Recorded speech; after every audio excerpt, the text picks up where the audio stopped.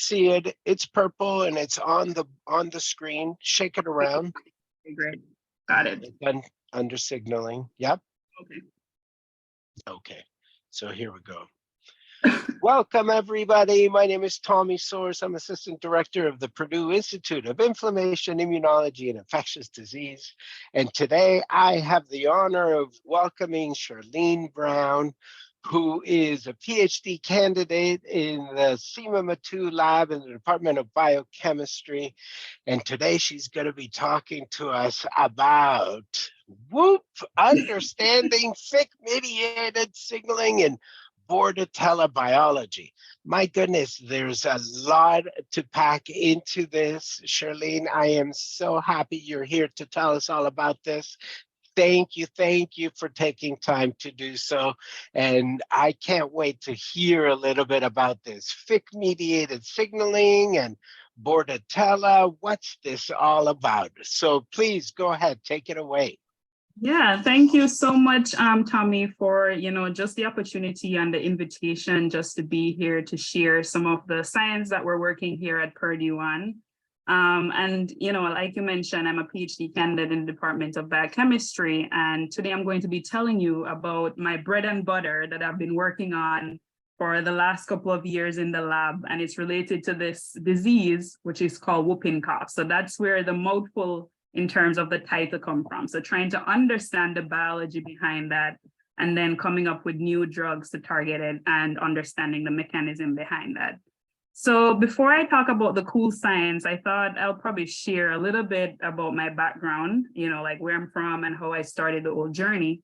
So I'm a Caribbean girl. I'm from the Caribbean, I'm from Jamaica. So if you look at the map here, it's a small nation that's within the Caribbean Sea, very, south of Cuba. And, in Jamaica, you have this saying, we're little, but we're talawa. It means that, we might be a small nation, but we're big in terms of heart. So, we're known for like reggae music, for having the fastest man, Usain Bolt.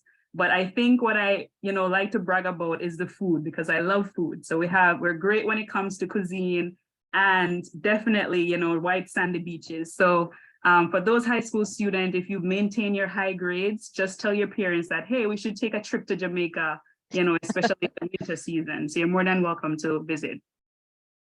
So in terms of my journey into science, again, it started back in Jamaica as soon as, when I was your age in high school. So the curriculum in Jamaica is a bit different. In high school, you start from grade 7 all the way to grade 11. But in grade 9, you are predetermined. So you determine if you want to go and study the sciences, or you want to do arts, or if you want to do business. So at the time, I really love money, of course. Who doesn't love money? But I also love the sciences, because I knew, back then in high school, I used to get good grades when I did sciences, and I love chemistry. I love balancing equation and doing reaction, learning about those things. So I think that's kind of where the initial interest started. So I did high school here at Titchfield. So it's a beautiful, beautiful area. It's called the Titchfield Peninsula. So it's surrounded by water. And then when it came to senior year, thinking about, what I want to pursue, and then going to college, what will I study? But then there's also the monetary part that has to do with it. So how will I fund my education?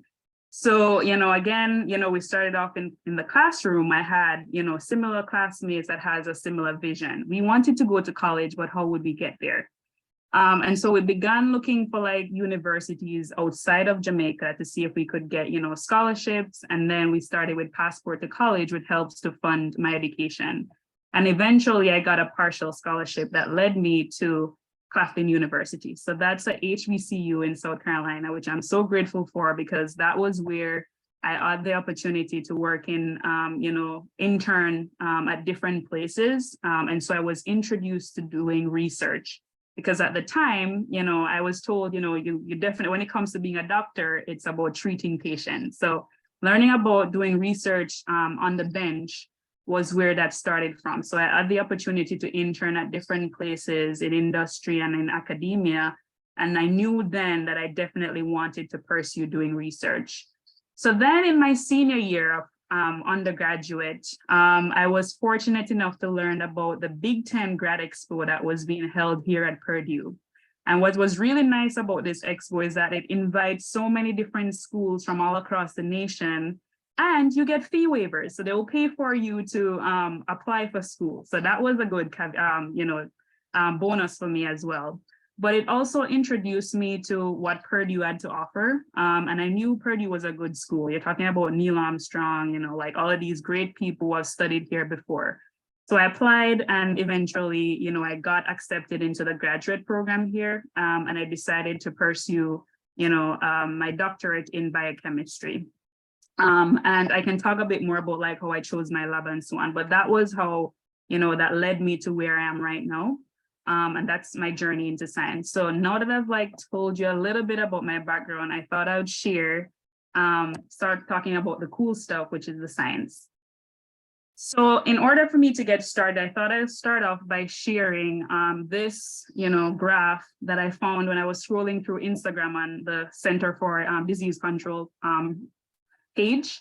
And it's listed here, the common types of respiratory infection. So, we've recently, been through a pandemic, and the most common, respiratory disease that we're familiar with is this COVID-19. So it's a viral infection. And of course you have the common flu. So we're in flu season now, so winter. So there's a lot of, runny nose, a lot of, infections that are happening. And both of these are viral infection, but there are also other diseases that are caused from bacteria as well. And the one that I'll be talking about and what my bread and butter in the lab is focused on is whooping cough. So whooping cough, my question for you, trying to understand what whooping cough is before we go into the research that I do. And I think I'll start off by asking, get like a few understanding, because I know you guys are high school students, like what is the respiratory system? And could you kind of like tell me a bit like, the different parts of the system? All right, I can answer if you want. Why don't we start by the nose and the mouth being where the air comes in? Exactly. So yeah, so it's a spoiler alert here. So all of these different, lines, they're pointing to these different parts of the respiratory system. And so you have, as you mentioned, the air comes in, it passes through the airways going down to the larynx, and then of course you have the exchange of gases that happens in the lungs, so where you have your alveoli sac. So whooping cough is a respiratory disease, and its scientific name is also pertussis, and that disease is caused by a bacteria that's called Bordetella pertussis. So Bordetella pertussis is a gram-negative bacteria, so it's a cocobacilli. And if you grow it in the lab, it looks something like this. So it has this, you have to grow it in the presence of blood. So you grow it on blood plates. It takes a while to grow, like 3 days. And it has these really cute, nice white colonies. But these bacteria, I kind of think of it has like different personalities. So it has different phases. So if you grow it in the plus phase, we call that the virulent phase. It looks more dome shaped. But if you grow it in the minus phase, that is known to be important for survival, it takes a different shape. So it's a lot more flat because it's in a different phase. So in terms of the disease and what whooping cough is that whooping cough, as I mentioned, is this bacteria Bordetella. What happens is that in aerosolized droplets, so you inhale here, the exchange, that's where the bacteria comes in through your nostrils or your mouth. It passes into the throat, the airways, and then inflame the trachea. So if you look at the anatomy of this area right here, you see if you zoom in a bit more, you have this, your trachea is lined with epithelial cells. So these epithelial cells, they have these hair-like structures that comes off. They're called cilia. And each time there's stuff going in and out, there's a constant movement. It's called a mucociliary escalator. So it's going up and down to flush things that are considered bad. And so each time it's going past, exchange in terms of the mucus. When the bacteria inflame this area, the cilia cells, they get slugged off. And so that's why it's considered a whoop. So there's this disruption with your airflow. So it disrupts the normal flow of air. And so every single time it has this uncontrollable cough that can be very detrimental, especially to infants. So it's a really major disease that still needs to be studied and identify new factors that we can improve the vaccine.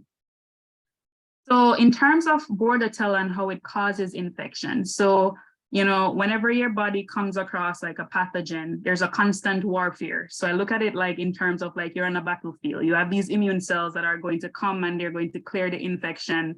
The bacteria has to come with like new measures to counteract that infection. So, if you kind of look at the bacteria itself, you have, your outer membrane, and then you have these really cool secreted mechanism. I kind of look at it like a beam cannon, where the bacteria just shoot out these different, proteins that goes and infect the host. So Bordetella is really cool in that it has so many different, virulence factors that it can produce, which goes and then disrupt, your respiratory system. So in terms of the pathology that is associated with whooping cough, with the slugging off of the cilia, within a week, you have like symptoms like low fever and runny nose.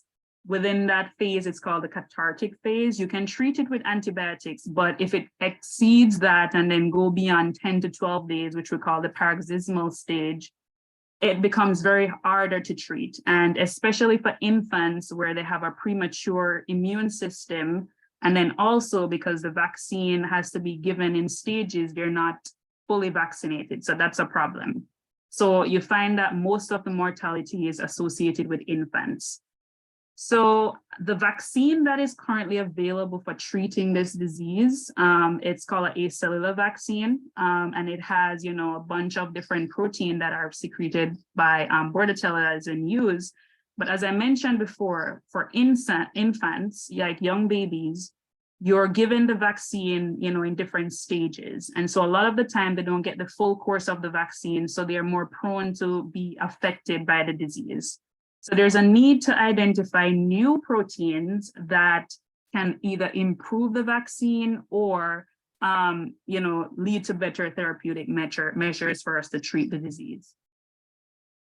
So before I go on, I thought I'll touch a little bit about what do I mean by protein. And in order to understand that, you have to understand the central dogma of biology. So if you think about, a cell that's within the body, each cell has their own, DNA. And DNA is the instruction that is going to tell the cell what to do.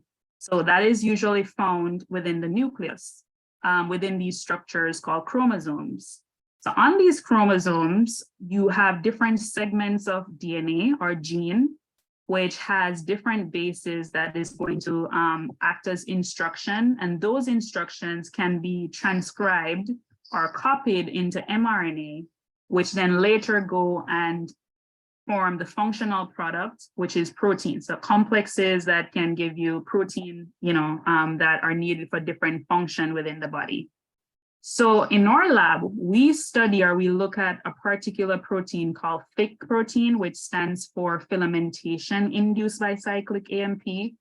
And what do I mean by that? It's because it was discovered in E. coli, so another bacteria called E. coli.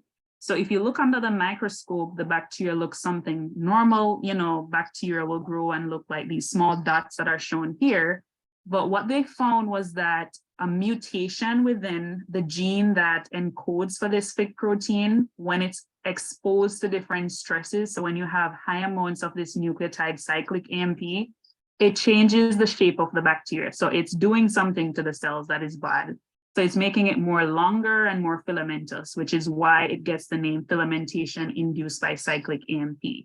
So these proteins, they're found through, like every living organism. If you look at the genome of like other bacteria, in viruses, there's also in humans, you'll see that it has this conserved amino acid motif. And so the moment you see that motif, you know that it's a Fic protein.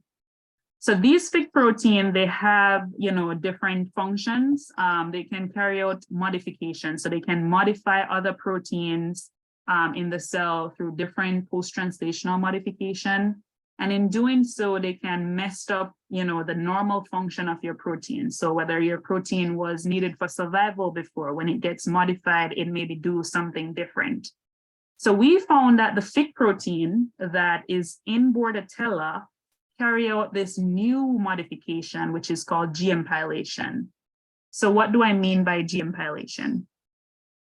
So when I say G-empylation, it means that you're using this nucleotide, which is called GTP, as a nucleotide source and converting it to GMP. So it will take that GTP and then modify the protein with GMP. And in doing so, maybe mess up the function or do something else that it normally does. So that is kind of where, my project comes in. I'm trying to understand, like, what is the role of this modification?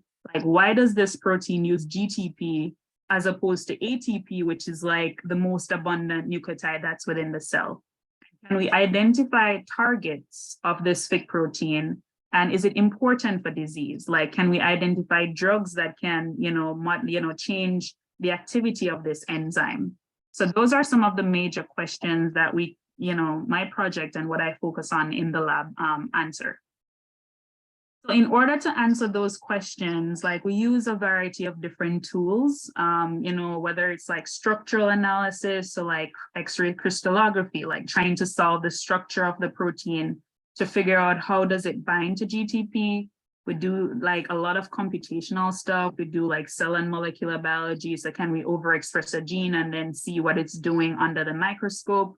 We also do like genetic manipulation of the bacteria. So like engineer it in a way for it to do or to like loss of function so that we can study if the gene that we're interested in is important for function or for causing virulence. So I mentioned before that, like with Bordetella, it takes a while to grow in the lab. And if you're thinking about doing scientific research, you have to think about multiple things. You have to think about, the funds, like also thinking if you're trying to get somewhere faster, you're probably going to take the fastest vehicle. So we have to come up with measures that are going to help us, answer the question in a fast and effective manner. And so with Bordetella, it's not the easiest bug or bacteria to work with. So we have to, engineer stuff like maybe using E. coli that's like rapidly growing, that's going to speed up the rate at which you do or question things in the lab. So one of the things that we do is genetic engineering. So you can, take your gene, in our case, it's the Fic gene, and then clone it, maybe put it in a plasmid. Right? So genetic engineering, you have your bacteria. In bacteria, you have plasmids, like which are, circular DNA that are separate from the normal chromosome. These plasmid, you can cut them with different enzyme. And if you have your gene, for instance, our Fic gene, you can cut the gene as well and then paste it in the plasmid.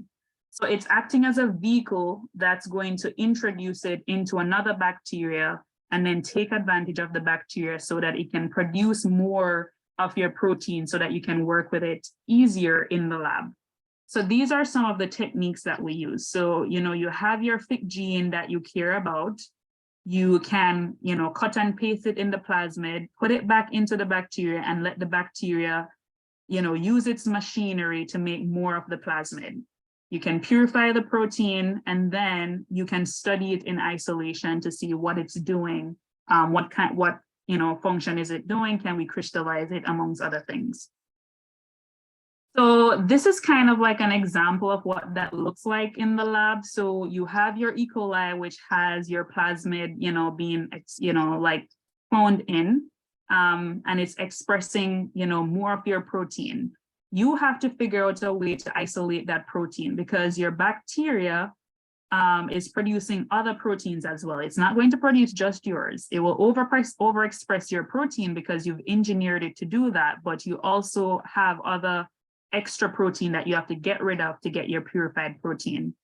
So in order to do that, we use different kinds of purification, kind of techniques. And an example of that I'm showing here is this histidine tag purification. So some proteins, you can engineer your gene to also have an histidine tag. So it has 6-histidine. That histidine is an amino acid that is known to like really bind very well to certain metals, in our case, nickel. So if you have a column right here that you're going to pass through all of your bacterial protein through it, and you want to isolate just your protein, you have your protein that already has your histidine on there. You're going to pass it through the column. Everything that is not going to stick to the column is going to pass through. You might have some that might just be binding, just for binding purposes. So you want to get rid of that. So that way, what you care about is like behind, you wash it one more time. And then in your elution, you should only have your purified protein. And of course, you can do other purification measures as well. You can do size exclusion chromatography. So you're taking advantage of the size of protein. So, if you pass it through a certain column, the bigger the protein, the faster it is for it to pass through the column, or the smaller the protein, it will take a much longer. So you can track that using this graph that is shown here, and you can determine where your protein is coming off by running it on a gel. So that should look something like this. So you have just your protein alone at the end of the day that you can then do different analysis with. So you can crystallize it, you can do, other in vitro studies to figure out what it's doing in terms of the cell. So another thing that you can also do, and that we've done in the lab, is also engineered another plasmid. So this plasmid, what is different from before is that it has a GFP. So it's green fluorescence protein. So it will fluorescence green if you shine it, put it under the microscope. And you can engineer your plasmid to make more, of the protein, like your Fic protein, fuse to this GFP to figure out where it's going in the cell. What is it doing in the cell? Is it killing the cell? Is it, going, to certain part of, membrane or any kind of, studies? You can also do like cytotoxicity studies. So can we treat it with different drugs to then see if our drug, worked or if it didn't work? And then you can also measure that with like fluorescence spectroscopy, or you could look at it under the microscope to see if there is any change in the shape of the cell. If the drug is working, it should grow healthy. And so you can take advantage of these different genetic engineering techniques to see how well, or to answer these questions. So I'm not going to go into too much, give you too much data, but this is kind of an example of what that looks like in the lab. So if you fuse your gene, with your protein, you can, and that is supposed to fluorescence green, you can track that in the cells using different markers. So you have like a stain that's specific for the nucleus of the cell. So that is in blue. You have a marker that is specific for going to like the mitochondria of the cell. So if you can, use these stains to identify these different organelles that are in the cell, then you can track where your GFP tagged protein is going. And so you can look at that under the microscope. Also, in terms of, like your protein, you've had your purified protein. Now you can crystallize it to then see what does it look like at the molecular level, like how does it bind to GTP? And we've done that before. And so that's kind of like what that looks like right here. So it has like a 3D structural map of like what your protein look like. So these are some of the different analysis that we've done in the lab to identify or to understand more about how GTP binds to, this Bordetella Fic protein, and then trying to understand what is the mechanism of action. So with that, I would like to acknowledge my lab as well. So this is the Matu lab. It's a picture of everyone here. I also have to acknowledge the Department of Biochemistry as well, the T32 training. And I would like to mention that we've had an high school student who have worked with us before. So he's right here. This is Jeshun. And Jeshun was phenomenal. Like he it was just out of this world. He was able to co-author different papers. He had the opportunity to work in the lab, get some experience, and then went on to applying for schools and then going to college. So definitely, I would say take advantage of all of these different opportunities that you have. And with that, I will take any questions, and thank you. Thank you, Sherlene. This was awesome. So cool. I want to can you just take us a little bit further with this high school student? How did he approach the lab and how did he get involved? Do you know any of the background story?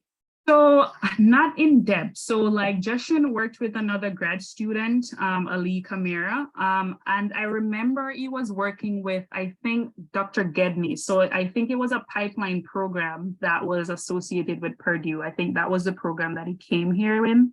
And so he was in the lab, like he would come after school hours, like when he finished school, he would come in the lab and do his own little project. And he was able to like be on publication. So he did really well.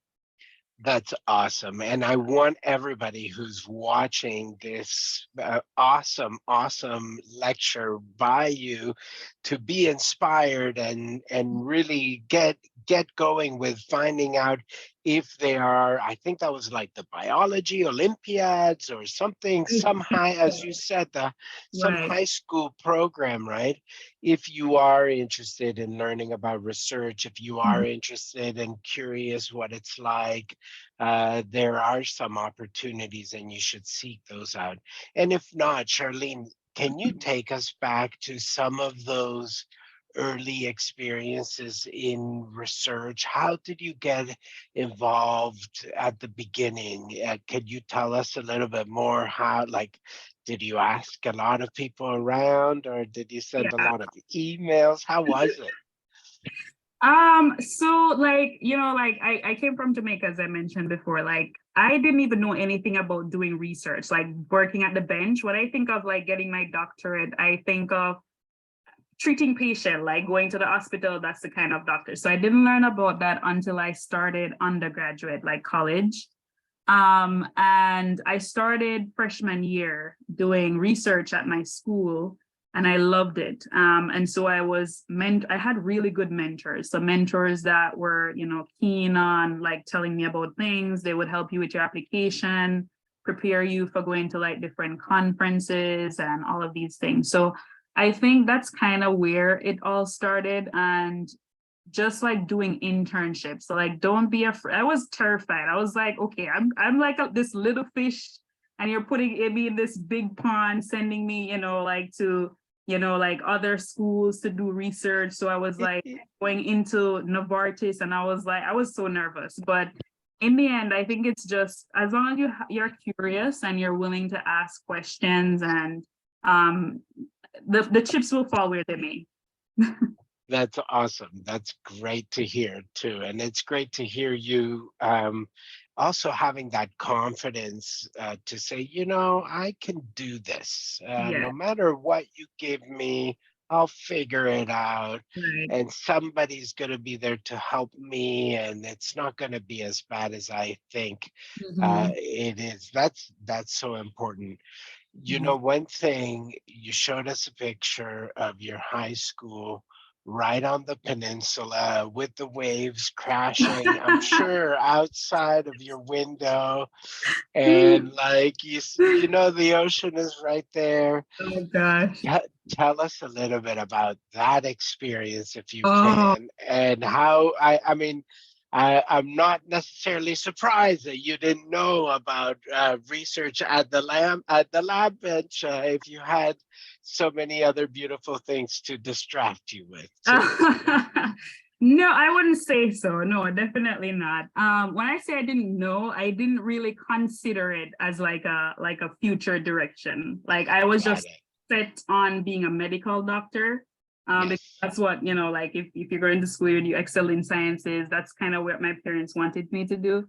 But yes, I think just talking about being on the peninsula and you see just how beautiful it is, it brings tears to my eyes. So like you could just see that like it's literally right outside peninsula. But I mean, I've had like in school, you had to do like school-based assessment. So there are like different like little experiments that you had to do, and that was what you were graded on, in terms of doing CXCs and stuff. So you had to fulfill all of these experiments in preparation for the global exam. So that also was where the initial, point came on. But I would say that my full passion didn't start until, I had the opportunity to do internships and do research in labs when I came to the US. That's and that I think is a case for most of us, right? I Yes. think it's a case where in high school you take these classes and you do the coursework, Mhm. and you might study the fundamentals and maybe some of the fundamentals of techniques in the Yeah, lab, but it's really until you get your hands dirty in the lab right. that you start learning. Do you remember some of the first few techniques that you said, yes, this worked for me in the lab, eureka moments that gave you excitement about science? Oh, wow. Oh my God. That was such a long time ago. I'm trying to, let's Like, see. do you remember your first PCR, the PCR that worked? No, I do not remember my first PCR. I think the one that I can definitely remember was when I was at Novartis, and it was chemistry heavy. So like working with like NMR and like a rotavap, I think it was. So Yep. it's really fast to like, evaporate and get rid of stuff, or you would do like a chromatography experiment, and then you can see the different, the rate at which different substance move along, the chromatography paper. Yep. I think those were my, like, off the top of my head, chemistry wise, that I can remember that gave me excitement. And just being at an industry lab, it's just the environment is so different.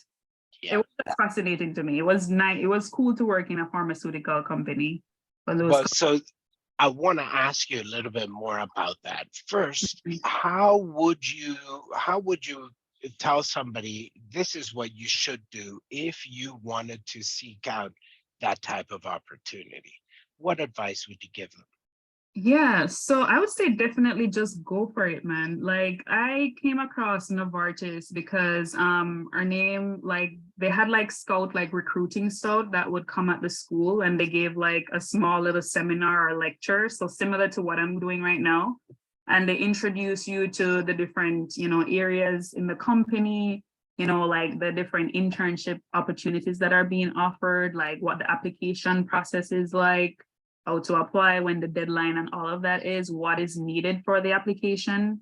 And so that's how I was able to find out about this program. And then also while I was in undergrad, you are asked to, seek external, like research, because at the end of the day, you have to do a thesis preparation and talk about research, write a thesis document and stuff. So those are what kind of requirements, but it was also in preparation for the next stage.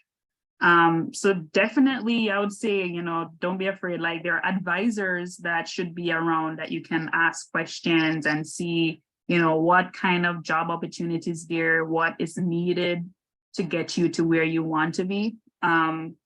So that would be my advice. Awesome. Awesome.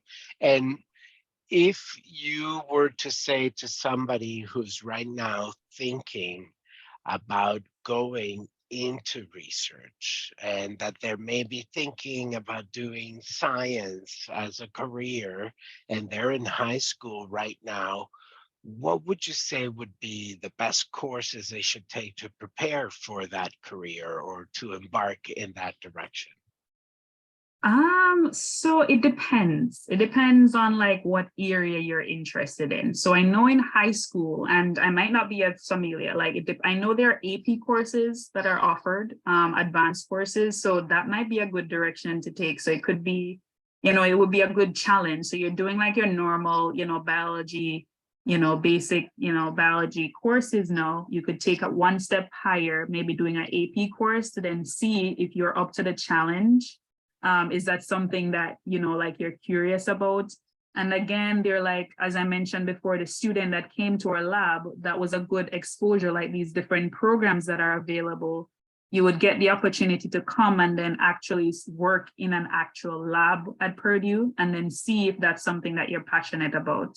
So all of these different, ways or things, there's so many opportunities that you can definitely take advantage to see if that is something that I want to do. Is that the commitment that I want to make? Because I'm not going to say it's going to work overnight. It does not happen. I promise you. It will take some time, but if you're curious, if you're passionate about science after going through these different things, then I would say just definitely do that. What about math? Should people know a little bit about math? Take some math classes? Would you say that's recommended? Yes, so maths, biology, chemistry. I wouldn't say I hate physics. I hated physics in high school. I hate it with a passion, but your basic biology, chemistry, let's see, math, your basic core sciences, like they do overlap sometime. Physics, definitely for those who want to do engineering. So, if that is the kind of direction that you want to take, then maybe physics and math would be that way. For like biochemistry now, like I wanted the best of both worlds. So I think that's kind of why I decided to do biochemistry. I love chemistry, but I didn't really like biology that much. So I decided to do, it comes more when you have two. So if there's overlap, why not? So yeah. And I think that's great. And you speak straight from your heart, and it shows. Yes. Sherlene, when you were talking, and I have to say, I really admire how you took some of the complex stuff that you're doing and you made it so simple or simplified for us to be able to understand a little bit about what you're doing and how you're doing it. You spoke about a few of these techniques and the machines that you're using to analyze the data or to get the data that then will allow you to analyze it. How do you learn all of these machines? Is that something that you learn in a course, or does the prof teach you the machine? How does it work? Wow, that's a good question. So if you think about my background doing like past research, so I would do internship that would last for like a couple months, at these different institutions. And then, maybe I was working in a lab before, but it was totally different techniques. So I came from like chemistry, and then now most of the techniques that I use is like a lot of like molecular biology and cell culture and like protein purification. So I had to like learn those from scratch, to be honest. So when I started, like you do rotations when you join the graduate school, and then decide if that is the lab that you want to join. So during rotation, you are trained on like these different instruments, or depending on what projects you were put on, to shadow, whoever student that you were shadowing with. That's how you kind of got introduced to the different methods and different training or different instruments that are being used in the lab. And I only touched on a few of like the different techniques that are being used in the lab. So a lot of other things like I learned by myself as well. So I, taught myself. I would read, troubleshoot, find videos, YouTube videos, or like talk to other students that worked on, these kind of things, get ideas to kind of like figure out how these things work. So it comes in hand. So if you think about a PhD, it's like, it's not just reading books, it's also a lot of troubleshooting, figuring out how things work, and then, leaning on each other. So, maybe other scientists that might be working on campus doing that thing, or there's cores that are available. So it's just a mixture of everything. And I think that's so important, again, to know, because people think that they come in, I'm going to go to college, I'm going to go to university, and it's just me. I'm all alone here, and it's all up to me and all the grades that I get or don't get. And, the pressure's on. And The I pressure think, is on. yeah, but I think you painted so beautifully, Sherlene, Mhm. in that we have to lean on each other. We have to make sure that everybody recognizes we're all in the same boat, and we're really here to talk Mhm. to each other, communicate, and seek help from each other, Absolutely. because that's the way to make progress, and for the way for us to make progress in our careers and as scientists as well. Yeah. Yeah. Um, I love that aspect, and I love that aspect of your learning, that you're like, whatever, wherever the information, wherever I can get to it, I'm going to get to it, no matter what format. Do you Yeah. find yourself using YouTube more and more as a resource, or how frequently do you Oh, think I you go to use YouTube? Oh wow, I use YouTube all the time. Like YouTube is like, there's just so like everything is on the internet. Like you can find anything that, like information. There's like other different sources that like Jove, like techniques. Like there's just so many things. But YouTube is my best friend. There's other scientific program, like other scientific programs that are available, but also even collaborations as well. Like collaboration has really helped me a lot. So working with other professors, people who are expert in those techniques that my lab might not be an expert in, like they have provided really, good advice and good direction and mentorship, like how to solve some of these problems. But YouTube is my best friend. That's that's awesome. That is so cool. And I can imagine, I haven't looked, but I can imagine you can find techniques, you can find people talking about, different experiments or even different instrumentation and how to Yeah, use it, what reading buttons to papers, push. reading That's papers, literature. Yeah, there's something out there. that's So great. And so if you were in high school, are there resources you think that you would be able to tap into? Like, for example, the Purdue Lecture Hall series and Sherlene there you go. Brown that is presenting to us. So stuff like this, right? I mean, and other lab or whatever classroom related stuff, I would think there's plenty of information. Off the top of my head, I can't I'm not sure, but like you mentioned, the lectural series, like this is such a good platform. Because you get an idea, like you get real time, like in real time, like you're talking to somebody who does this for, a living or does this every day. And like it's that tap into that, like, young scientists that are doing what you're supposed, like what you're interested in.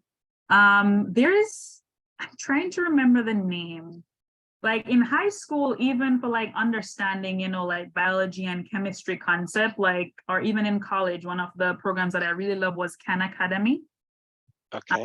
That's such a good source for understanding like scientific material and scientific concept.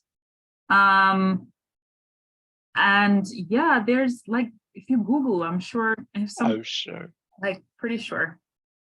Yeah, I'm sure they'll find a lot. I like Khan Academy. I think that's great too. It's so great. It's awesome. If you were to say, I remember, or I have a mentor that has given me some words of wisdom that I live by or that I think of Oh my in God. good times or bad times, is there anything that you can leave us with, Sherlene? And Mm. I promise I'll leave you alone after this, but I just, Oh no, I'm what so would you want fine. to I'm say? fine. Or if not, what would you want to say to people in high school that are starting to think about college, or that are thinking Mhm. about what courses to take in college and thinking about science and scientific research? What would you Mhm. say to them if you were their mentor? Wow, that's a good question. So I think, just like going back and like looking, from like where I've been to where I am right now, I think the thing that really stood out to me is like never sell yourself short. Like sometimes, and one thing I've come to realize is that sometimes you might think that you're not worthy or you're not capable, and like you are looking in the mirror and thinking that thing, but like somebody like your mentor or somebody, like they see the potential in you and what you're capable of doing. So I would say like really trust the process and never sell yourself short, and like always try to, when preparation and opportunity comes together, like there's so many doors that can open. So if you are open minded, if you're willing to be curious, like willing to ask questions, seek help, ask questions, do not feel like, I don't want to ask any question, I don't want to seem stupid or anything like that. Like I really hate that. So do not sell yourself short. Like think very open-mindedly and trust in yourself, and find mentors that can help you to get to where you want to be, and anything is possible. Like I would say there's a lot in that statement, but there's just so much. I can't really think of like one mentor per se. There's just so much people who have like poured into who I am today that I'm so grateful for, like their mentorship and like all of their guidance and advice and where I am today. So I would definitely say, and it's okay to not have everything figured out right now. Like you're at a young stage, you're in high school, and like as I mentioned before, there's just so many opportunities. Like it's good to take advantage of these opportunities, so that way you know what you like and what you don't like, and everything will fall into place. I promise you. If it's anything, I would say that. Words of wisdom, fantastic. And I again, so there's so much packed into that you put into that statement, that I hope people go and rewind and rewind and listen to it over and over and over again.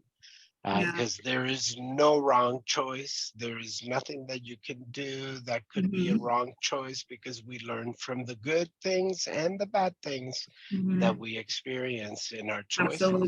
Absolutely.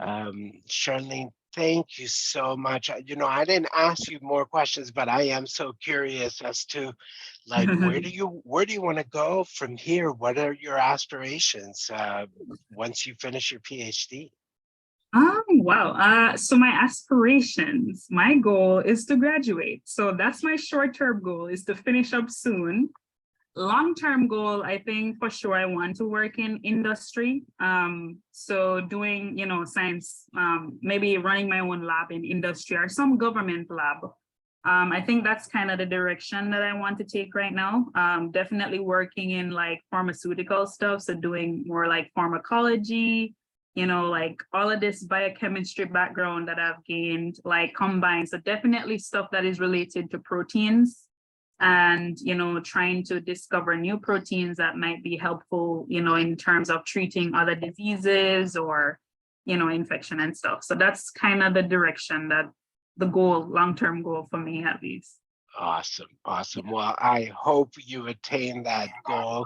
I hope we see you there in your lab and get to speak to you about that success in the future to come. Thank you again so much for this wonderful lecture, and I hope people get to listen to it over and over again, and give us a like, give us a subscribe.